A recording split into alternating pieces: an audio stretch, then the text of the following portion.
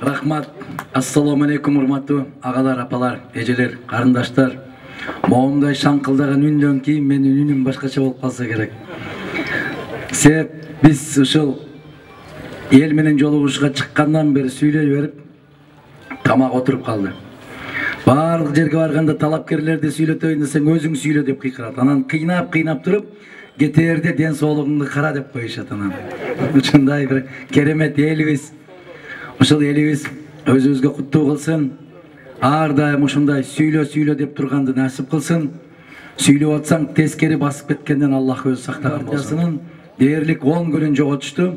Ар кандай себептер менен БШКсы каттабайм деп, каттабасаң сотко беребиз деп, сотто биз таптаза экенибизди далилдеп, тескерисинче эртеси күнү соттун чечими менен бизди катталбасын деген азаматтардын баары бир атанын балдарындай кол көтөргөнгө биз мажбур кылдык. Бул мажбурду жараткан мен эмес, жараткандын буйругу. Анан сиздер күн түндөбөй колдоп турган, кыйкырып турган, талап кылып турган баатыр болгон эл, бул жеңиш элдин жеңиши. Бул алгачкы жеңишибиз Кудай буйрса. Ушул октябрда кызматтан кеткенмин. Ошол бойдон Ак үйдүн астанасына аттай элекмин. Бирок бардыгы мени азырга чейин депутат деп билет экен. Көп жерге барсаң эле ушундай кылыңыз, муну мындай кылыңыз деп айтып берет. Сиз мага ким катары айтып атасыз дейм. Десем, сиз ким болсоңуз да баары сөзүңүздү угат да дейт. Кыргыздын бийлиги эмес, керек болсо Казакстан, Өзбекстандын, Тажикстандын бийликтери угуп атпайбы дейт. Мына ушул Аллахтын берген чоң байлыгы ушул. Угат. Себеп аларга туура сөз айтканды билиш керек. Аларга кайрылганды билиш керек. Маселени койгонду билиш керек. Ага эжекелер бизди ошентип окуткан, ата-энелерибиз тарбия берген, кадырман калайык калк багытын берип ушул жолго салып койгон. Сен кимсиң айланайын? Бир айрыңды басып алып, элди чыгарбайм деп, эл сенин эмне коюңбу? Же тоокторуңбу камап коюп чыгарбай койгондой? Бул намысы жоктук. Бул арсыздык. Бул алсыздык. Бул кемчентойлук. Күчтүү киши болгон болсо, тескерисинче ким? Таанысыңар, каяктан таанысыңар? Москвадан? Мен макул эмесмин, Каймолдун төрагасы. Баракелди. Мына ушул Кубаныч мырза, мен макул эмесмин деген кыймылды ушул Москвада Оразай Нарматова, Мирлан Ураимов, баягы кызыбыз ким эле? Назира Алимова деген. Мына ушул жаш жигиттер, кыздар, мен макул эмесмин деген кыймылды туп көтөрүп кетишти ушу Россияда. Ниетиңиздер менен бизди колдоп келгениңиздерге мен терең ыраазычылыгымды билдирем. Биздин эл 30 жылдан бери эмнелерди гана башынан өткөргөн жок. Могул жерде турган иним ишим жок деп айтып атат. Бирок мен көрүп турам бул таланттуу, жөндөмдүү, сонун жигит экенин. Анын иши жок эмес, бирок ага иш бере албаткан биздин мамлекетте күнөөнүн бардыгы. Биздин канчалаган жаштарыбыз өздөрүнүн таланттарын, өздөрүнүн мүмкүнчүлүктөрүн ушул бизден өзүбүздүн туулган жерге арнай албай, зар какшап, канча талаада, башка элдерде өздөрүнө татыксыз, талантына, жөндөмүнө туура келбеген иштерде иштеп, какшап, ыйлап атканын өзүңүздөр көрүп турасыздар. Мына ошол биздин жап-жаш күлгүндөй болгон жаш улан кыздарыбыздын мүдөөсүн коргогон Бүтүн Кыргызстан партиясы. Бүтүн Кыргызстан партиясынын негизги мүдөөсүн бүт эл түшүнүп калганына мен өз көзүм менен көрдүм. Айылдарды, округтарды кыдырганда бир карапайым эже Көкжаңгак шаарында 15 жылдан бери Бүтүн Кыргызстан партиясынын колдоочусумун деп өзүнүн жакшынакай аптекасынын жанындагы бир мекемени штаб кылып ачып, биздин бир желегибизди илип, ошол жерде иш жүргүзүп жатышыптыр. Мына мен ушунчалык сүйүндүм. Биздин элдин көзү жетиптир. Өзүнүн тагдырын өзү чече ала турганына көзү жетиптир.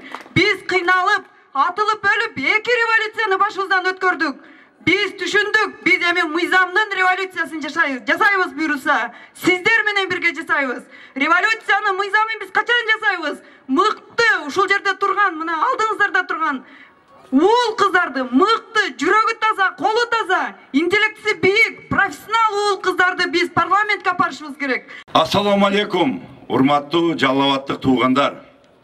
Ассаламу алейкум, биздин атабыз болгон, Курманбек атабыз болгон Жакшы биздин акындарыбыз болгон Барпы, Токтогул абаларыбыздын жердештери, мен өтө сиздер менен сыймыктанам.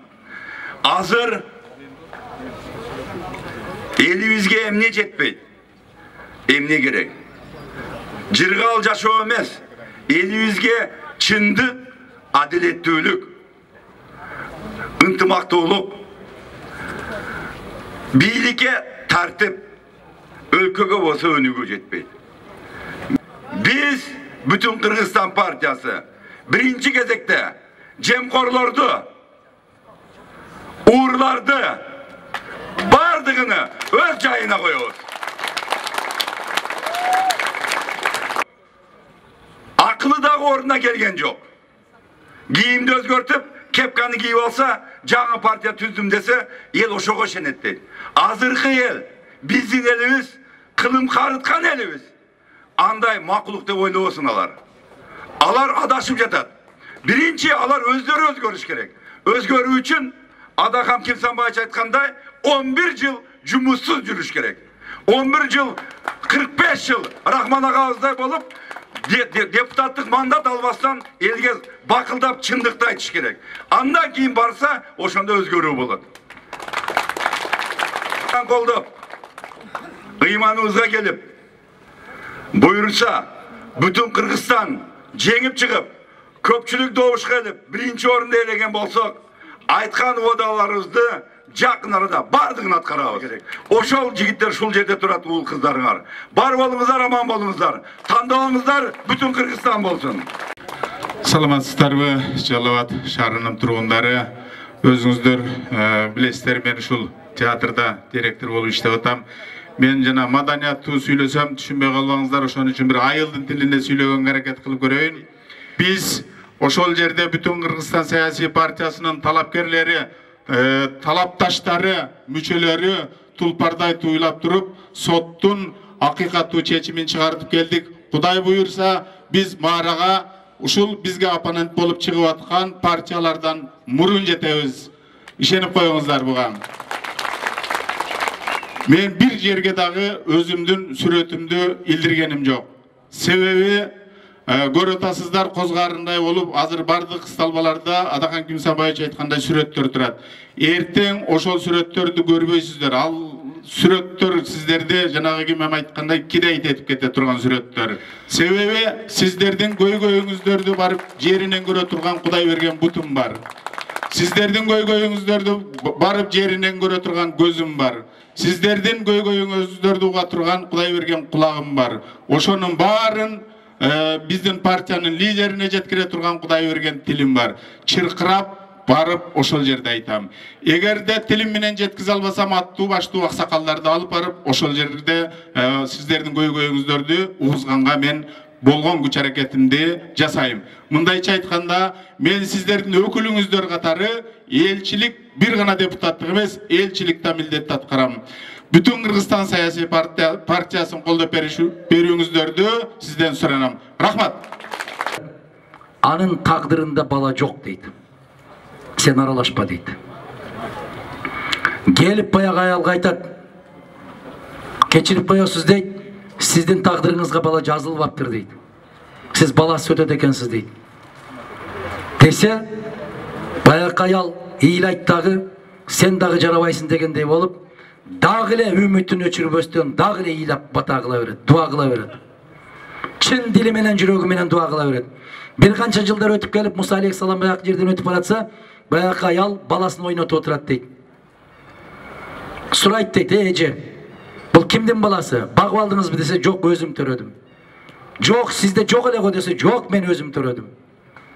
Анан Муса алейхиссалам дагы барып Раббисине кайрылат. Я Раббим, сен мунуга тагдырда бала жок дедиң эле го. Буга бала берипсиң го. Десе, жараткан Аллах айтат экен. Менин убадам бар дейт. Пенде чын көкүрөгү менен чын ыхлас коюп сураса, колун сунуп турса, сунунган колду мен кайтарбайм деген убадам бар дейт. Бул аял шунчалык ыйлап суранды, мен тагдырын өзгөртүшкө мажбур болдум дейт. Мунун себеби эмнеде? Кыргызстанда коррупцияга каршы атууга өкүм чыгарган закон кабыл алса болобу? Жүдө болот да. Men Коопсуздук Кеңешинин катчылыгынан кетишиме эки нерсе себеп болгон. Аны баарыңар көргөнсүңөр теледен. Ошондо сиздер айткансыздар. Бекер кылдың Адахан деп аксакалдар. Бекер кылдың.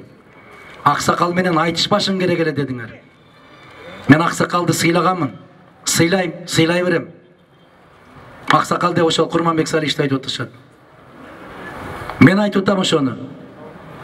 Бирок ким турса дагы мен чындыкты айтышым керек да. Мен өлүм жазасын киргизишибиз керек деп чыктым. Сунуш. Болуш керек өлүм жазасы. 6 жашар балдарды, 6 жашар кыздарды чыркыратып зордоктоган айванды биз багып отурушубуздун кереги жок аны. Ал айван. Аны айван да жасабайт. Бир эле үйдө отуруп алып 4 адамды мууздап койгон итти ошол жерде асып коюш керек. Мамлекеттин казынасына жетим жесир Мунжумаевдин акысыны сыздатып уурдап аткан айвандарды асыш керек. Мен өлүм жазасын киргизет элем. Адам деген же Аллахтан корксун, же адамдын жазган законунан коркуш керек какыр. Не болдук биз? Мына азыр расмий бийликке караганда каралардын бийлиги өкүмзарлык экен. Бул не деген өлкө? Бул не деген мамлекет? Биз адамча жашашыбыз керек. Мен камкор эмесмин. Бирок адилеттүү заалымдык кылыш керек. Заалым болуш керек, каар чачыш керек. Ошол уурларга, ошол зөөкүрлөргө мээрим ичиме батпайт, мээрим толтура. Бирок ал мээрди элге чачыш керек. Балдар Москвада колдойт деді. Біз бала чакан менен агитацияга бир сом албай колдоп келебиз. Себеби бул көп сүйлөйт. Көп сүйлөгөн мен көдөнүндө болбосо, көкүрөгүндө болбосо тил сүйлөбөйт эч качан. Ошону мен макул эмесмин кыймылына барып былтыр Москвага май айында жазып келдим эле. Адахан сүйлөйт, колунан келбейт, каркыраны саткан. Каркырага колду президент коюп берсе Адахан сатып апарып. Ушундай сонун балдарды жетелепсин, сонун балдарга илгери молодой специалист деп үйрөтөт эле. Мына Курсан Асанов, мен көп окуйм Фейсбуктарды. Жанагы Рахман Разыковтар, Ишенбай Кадырбековтар, силер бардыгыңар калла тоголотуп мына жаштарды үйрөткүлө. Институтты бүткөн бойдон эле барып алып отуруп алышпай билбейт иштекенди. Билгизгиле. Жаштарыбыз алдыга жылсын. Келиндерибиз кул болуп посудомойка болбосун. Келиндерибиз чоңдордун саунасында проститутка болбосун. Жакшы заман орносун десеңер, бардыгыңар бүтүн Кыргызстан. Adakhan'a Allah Teala mına bugün nur can verdi.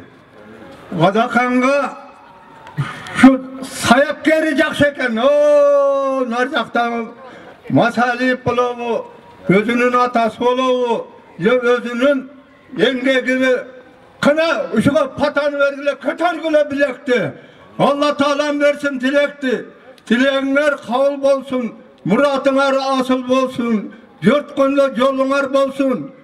Ananayın deputatların bardığın yolun şudur bolsun.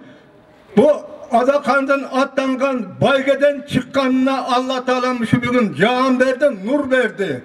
Uşuğa bir yelim Yallavat'tan hoş kaldı, yarışka jetpey boş kaldı dep Yallavat şandı yer. Uşuğa bir kötü bileğini erdi. Öyle kılıp Allah'dan tilekle, Allah'tan bir de tilesek Allah Teala'm uşu kadirlerge, yaşlarga, el yurtumuzga mindi versin. Rahmat. Amin. Kötürgüle bilekti. Allah Teala'm versin tilekti. Bağrımızga bir de tilese Allah Teala'm mindi versin. El tınç bolsun, yurt tınç bolsun. Oşonun katarında bir uşul partiyavuzga, baldarımızga tınçılık bolsun. Amin. Çok rahmat. Jalp uşul Akbata menen bütün